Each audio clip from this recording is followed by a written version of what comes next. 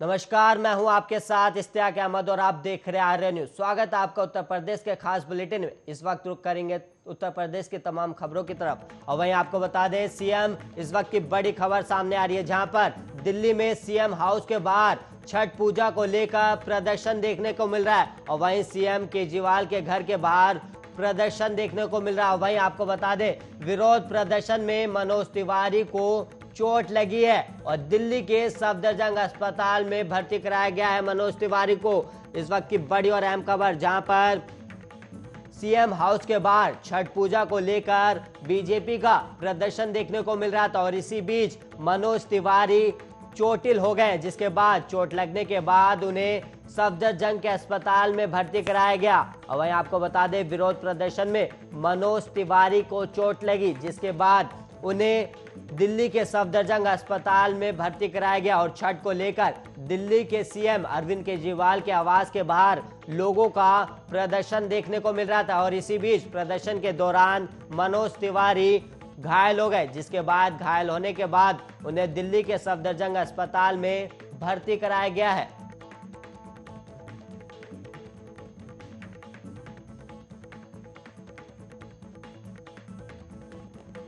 वहीं कोयले की सप्लाई कम होने से बिजली संकट को केंद्र सरकार ने खारिज किया है, लेकिन कई राज्यों में बत्ती गुल हो रही है। तो वहीं देश के सबसे बड़े सूबे उत्तर प्रदेश में भी हालत कुछ अलग नहीं है। आशंका ये जताई जा रही है कि दिवाली से बिल्कुल पहले यूपी समेत देश के करोड़ों लोगों की दिवाली काली होने का खतरा मंडरा रहा है और उत्तर प्रदेश के हालत को इस बात से समझा जा सकता है कि कोयले की आपूर्ति के लिए सीएम योगी आदित्यनाथ को पीएम को चिट्ठी भी लिखनी पड़ी है और मुख्यमंत्री ने कोयले की आपूर्ति सामान्य कराने और प्रदेश को अतिरिक्त बिजली उपलब्ध कराने का आग्रह किया है और यूपी के ग्रामीण इलाकों में 4 से 5 घंटों की बिजली कटौती शुरू हो चुकी है, जबकि शहरी इलाकों में अघोषित बिजली कटौती हो रही है और वजह है यूपी में बिजली की डिमांड और सप्लाई में बड़ा फर्क। हालांकि मुख्यमंत्री योगी आदित्यनाथ ने कहा है कि रात में बिजली नहीं कटेगी और उन्होंने आदेश दिया कि शाम 6 बजे से सुबह 7 बजे तक बिजली कटौती नहीं होगी और यह आदेश ग्रामीण और शहरी दोनों इलाकों के लिए दिया गया है।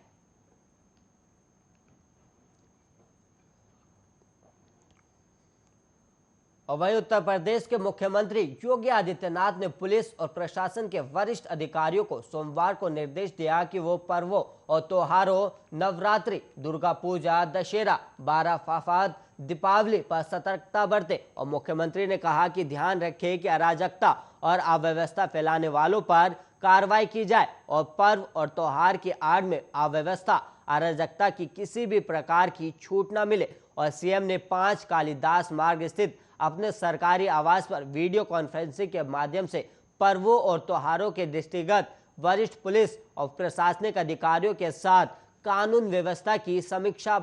की और सरकारी बयान के अनुसार योगी ने कहा कि पर्वों और त्योहारों सहित अन्य आयोजनों के दृष्टिगत सभी धर्म और संप्रदायों के धर्मगुरुओं के साथ साथ जनप्रतिनिधियों, प्रतिष्ठित व्यक्तियों के साथ संवाद स्थापित किया जाए और अधिकारी गण छोटी से छोटी बातों का भी संज्ञान लें। और उन्होंने आगे कहा कि आयोजनों के दौरान महिलाओं की सुरक्षा पर विशेष ध्यान दिया जाए और दुर्गा प्रतिमाओं के विसर्जन की तैयारी पहले से की जाए।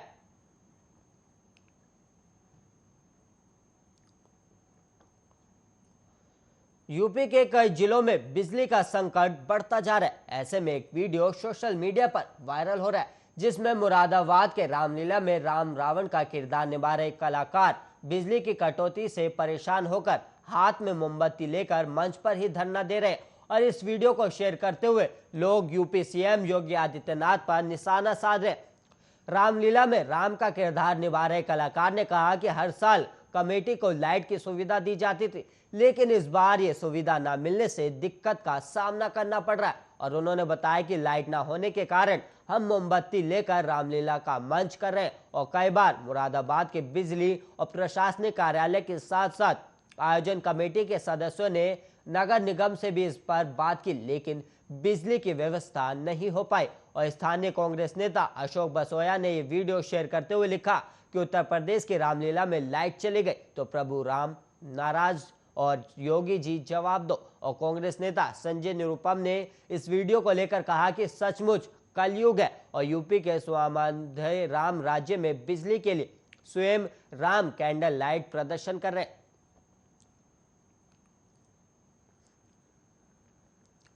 संगम के शहर प्रयागराज में यूं तो 50 से ज्यादा जगहों पर रामलीलाओं का आयोजन होता है, लेकिन इनमें से गंगा पार के कोटवा इलाके में खुले मैदान में होने वाली रामलीला लोगों के लिए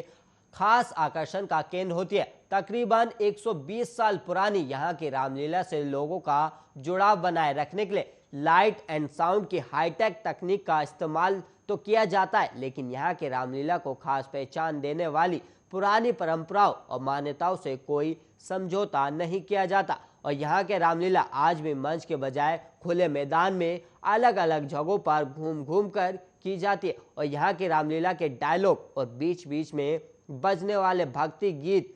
प्री रिकॉर्डेड नहीं होते, बल्कि कलाकारों की टोली इन्हें लाइव बोलती है और गाती रहती है। और यही वजह है कि ओम नमः शिवाय संस्था द्वारा आयोजित इस रामलीला को देखने के लिए अभी भी बड़ी संख्या में दर्शक देर रात तक डटे रहते हैं। और हर दिन रामलीला खत्म होने के बाद दर्शकों को भोजन प्रसाद भी दिया जाता है। गंगा पार के कोटवा इलाके में होने वाली रामलीला तकरीबन 120 साल पुरानी है और इस साल पहले दिन हुई यहाँ की रामलीला में सबसे पहले भगवान शिव द्वारा माता पार्वती को राम कथा सुनाए जाने के प्रसंग का मंचन हुआ।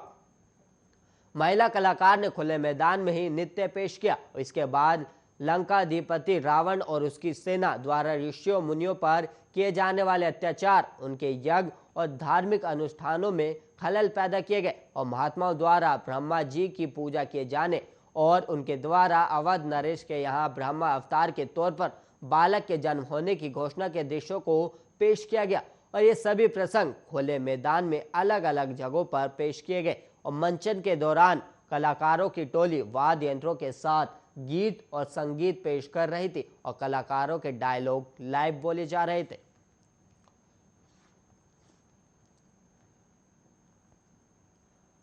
और वहीं ग्रेटर नोएडा के रबुपुरा में एक बार फिर मानवता को शर्मसार करने वाली घटना सामने आई है, जिसके बाद से ही इलाके में हड़कंप मच गया। पूरा मामला डीजे बजाने को लेकर शुरू हुआ, जिसके चलते विवाद इतना बढ़ गया कि दलित परिवार की बेरहमी से पिटाई कर दी गई। हालांकि इस मामले में पुलिस ने 3 आरोपियों को घर से गिरफ्तार कर लिया है। आरोपियों में राजकुमार शर्मा, मनीष कुमार सिंह और सुमित सिंह शामिल है और तीनों आरोपियों को पुलिस ने उनके घर से गिरफ्तार किया है। और पुलिस की माने तो पीड़ित की शिकायत पर कई धाराओं में मुकदमा दर्ज हुआ है। और वहीं आपको बता दें कि रबुपुरा के एक गांव में डीजे बजाने को लेकर विवाद हुआ था और दलित परिवार को डीजे बजाता देख गांव के कुछ दबंगों को इतना बुरा लगा कि उन्होंने दलित परिवार के घर में घुसकर उनकी पिटाई कर दी और दबंगों ने उमेश के घर में घुसकर जाति सूचक शब्दों का प्रयोग करते हुए मारपीट की घटना को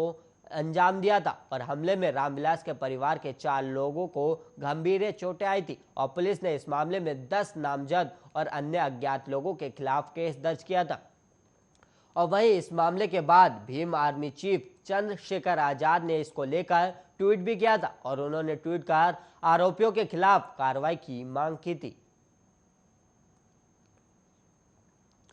अखिलेश यादव आज कानपुर से विजय यात्रा शुरू कर चुके और तो चाचा शिवपाल यादव वृंदावन से सामाजिक परिवर्तन यात्रा पर निकल रहे और यात्रा पर निकलने से पहले शिवपाल ने बांके बिहारी मंदिर में पूजा पाठ किया और वहीं अखिलेश यादव ने दिल्ली जाकर अपने पिता मुलायम सिंह यादव का पहले आशीर्वाद लिया, लेकिन जैसा मुलायम सिंह चाहते हैं वैसा नहीं हो पाया। शिवपाल और अखिलेश के बाद समझौता हो जाए और मुलायम ने कई बार प्रयास किया पर अब तक बात नहीं बन पाई है। और आज के दिन ही जब चाचा और भतीजा रथ यात्रा पर निकले हैं तो सवाल उठ रहे हैं कि क्या अब चुनाव में भी दोनों आमने सामने होंगे। समाजवादी पार्टी अध्यक्ष अखिलेश यादव आज से कानपुर से विजय यात्रा पर निकल रहे हैं और इससे पार्टी के चुनाव अभियान का गणेश भी माना जा रहा है और शिवपाल यादव की रथ यात्रा को भी प्रगतिशील समाजवादी पार्टी के चुनाव अभियान की शुरुआत बताया जा रहा है। और लंबे समय से इस बात की चर्चा चल रही थी कि दोनों पार्टियों में चुनाव को लेकर गठबंधन हो जाएगा, लेकिन अखिलेश और शिवपाल तो अब तक बातचीत के लिए भी राजी नहीं हुए और पिछले विधानसभा चुनाव में मुलायम परिवार में कलह के कारण समाजवादी पार्टी की जबरदस्त हार हुई थी और शिवपाल यादव ने अलग होकर नई पार्टी बना ली थी और उन्हें कोई खास फायदा तो नहीं हुआ, लेकिन शिवपाल और अखिलेश के अलग अलग लड़ने से दोनों को बहुत नुकसान हुआ और वो शिवपाल की पार्टी के कारण लोकसभा चुनाव में रामगोपाल यादव के बेटे चुनाव हार गए।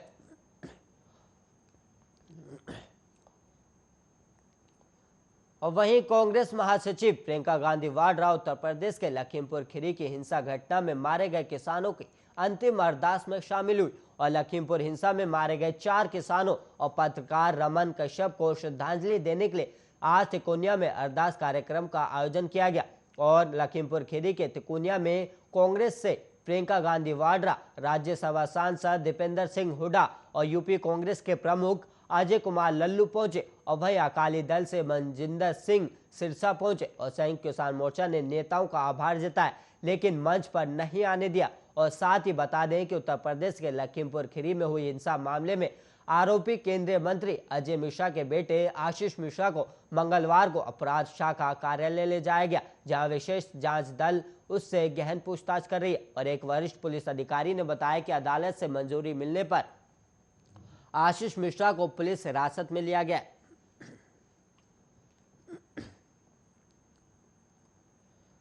वहीं यूपी के बरेली जिले में दर्दनाक हादसा देखने को मिला और कार सवार एक शख्स ने महिला को बेरहमी से कुचल दिया और इस हादसे में महिला की मौत हो गई। और वहीं बताया जा रहा है कि महिला सड़क किनारे बने मंदिर में पूजा कर रही थी, तभी एक तेज रफ्तार कार आई और महिला को कुचल दिया और महिला के साथ हुआ यह हादसा वहां लगे सीसीटीवी कैमरे में कैद हो गया। और घटना की जानकारी पर मौके पर पहुंची पुलिस ने आरोपी कार चालक को कार सहित गिरफ्तार कर लिया।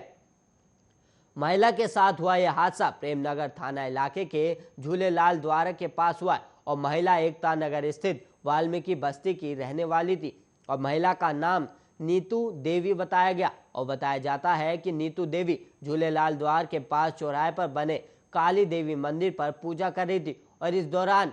पीलीभीत जिले के पूरनपुर थाना क्षेत्र के रहने वाले अमनदीप गाड़ी लेकर आ रहे थे और चौराहे पर बैठी महिला को अनदेखा करते हुए अमनदीप ने गाड़ी महिला पर चढ़ा दी। और वहीं उत्तर प्रदेश के सहारनपुर में हाईवे किनारे पेड़ पर ग्लूकोज की बोतलें टांगकर मरीजों का इलाज करने का वीडियो वायरल हो रहा है और मरीजों की जान पर खिलवाड़ करते हुए एक डॉक्टर हाईवे के किनारे पेड़ के नीचे और पंचर की दुकान में मरीजों का इलाज करता दिखाई दिया और इस मामले में मुख्य चिकित्सा अधिकारी ने जांच के आदेश दिए। दरअसल सहारनपुर की बेहद तहसील के मुजफ्फराबाद ब्लॉक के कलसिया गांव में एक डॉक्टर क्लिनिक के बाहर हाईवे के किनारे पेड़ के नीचे और पंचर की दुकान में मरीजों के इलाज कर रहा था और इसका वीडियो सोशल मीडिया पर वायरल हो गया। और वीडियो में देखा जा सकता है कि क्लिनिक में जगह न होने के कारण डॉक्टर द्वारा किस तरह से पेड़ की टहनियों पर और खिड़की के सरियों में ग्लूकोज की बोतलों को लटकाकर मरीजों का खुले में चारपाई पर लिटाकर इलाज कर उनकी जिंदगी से खिलवाड़ किया जा रहा है। और ग्रामीण क्षेत्रों में वायरल फीवर और डेंगू के मरीजों की संख्या काफी ज्यादा है और अधिकतर लोग बड़े अस्पताल में अपने मरीजों का इलाज न करवाकर गांव में ही इन डॉक्टरों से इलाज करवाना उचित समझते हैं।